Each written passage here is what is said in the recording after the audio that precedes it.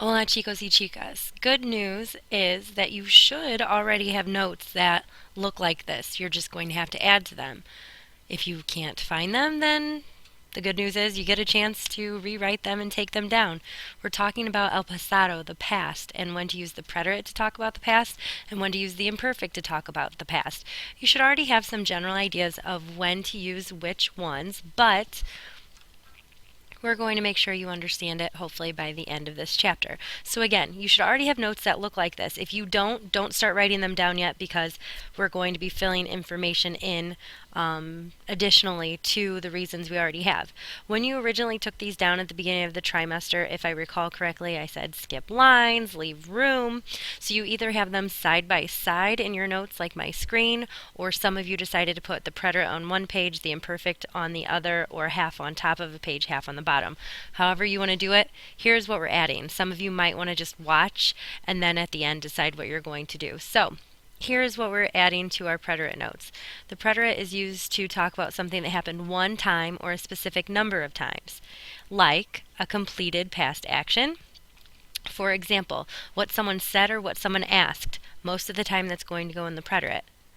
If you have an event that interrupted something, that event is going to go into the preterite. Or if it's something that happened instead of what was planned, what happened instead will go in the preterite. What I've highlighted is the additional information that you need to add. We also use the preterite to talk about something that began or ended in the past because it's like a in the moment thing, or anything that happened within a specific time frame. We use the preterite to discuss emotional reactions or changes at a specific time. That's very important because the imperfect is usually used for emotions, but if it's a reaction or if it's a change at a specific time, you'll use the preterite. And a good rule of thumb is to ask yourself, can you see this action happen? Done and over with, all within a moment. Here's some more information we're adding, the stuff that's highlighted. Start and or end. I don't know why I put the and or in Spanish, but I did. If something starts and or ends, the action in the play, not what was already going on when the curtain goes up. If that doesn't make sense now, I will give you many demonstrations in class where I explain this to you. Sometimes people find it helpful to put whatever you have to decide as far as the preterite or the imperfect into a play scenario. So imagine that it is a play and ask yourself, is it something that was already happening when the curtain goes up on the play, or was it something that happened after the curtain goes up? Again, if it doesn't make sense, I'll give you some demonstrations in class. Go ahead and write that down. All right, what are we adding to our imperfect notes?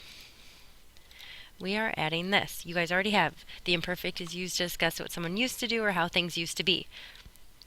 Ongoing past actions or habitual past actions. They happen more than once, they were a habit. We use the imperfect to set the scene of a story. So the imperfect is used for the things that were already happening in that play scenario I just gave you before the curtain goes up. Anything that sets the scene. And from our vocab that has to do with clothing and talking about shopping, these things here that I've highlighted will all go in the imperfect because it's description. And there is no beginning or end. If you're talking about how much something cost, or if it was on sale, imperfect. If you're talking about how something fit or looked, imperfect. If you're talking about the store being open or closed, imperfect. And if there was a sale, imperfect. You guys know we used to use it to say what someone used to do. That was our big go-to at the beginning of the trimester. Now we're expanding what we know about it. For our was worrying, here is what we're adding to our was worrying section. You use the imperfect to say what was happening when something interrupted. The was happening part, I have it capitalized because it's used for was worrying. The thing that interrupted, if you recall from your preterite notes just a minute ago, the thing that interrupted goes in the preterite. But what was happening, it goes in the imperfect. And here's what we usually use the imperfect for with internal feelings and emotions. It usually is in the imperfect unless, like we just said in our preterite notes, it's an emotional reaction or change that you can see happen. But otherwise, if you're talking about what someone likes or dislikes or what someone wants, you're going to use the imperfect. There is no beginning or end to that. You can't see it happen. And as you know, we use the imperfect to tell time in the past. It was 1 o'clock. It was 3 o'clock, because that goes along with setting the scene. So at this point in time, your notes should look similar to this, and because again, you had all that old stuff already written down, we've added what's highlighted. And don't forget, this wasn't on that previous screen, and it's important to add.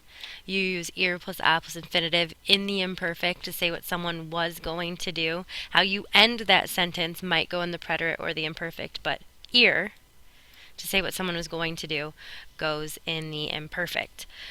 So these are what your notes should look like, more or less, and this is so important. Essentially what I've just done is given you answers to the final. You guys have this stuff. You should be able to figure out the 30-point section, I believe it's worth, at the beginning of the final. So thanks for watching your imperfect notes versus the preterite.